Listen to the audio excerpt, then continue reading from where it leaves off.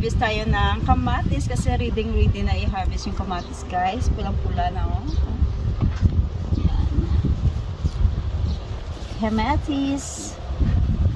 Laki ng kamatis. Kunin ko lang yung may yellow. Kasi ano na yun, luto na siya. Tapos ito. Guys. May yellow na nakaluto na siya guys.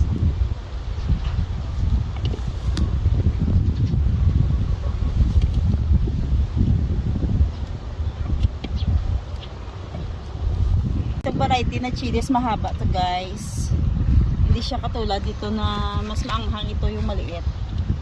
Labuyo. Ito mas maanghang din ito. Masarap ito ilagay sa mga adobo. Yan. Hindi siya masyadong maanghang.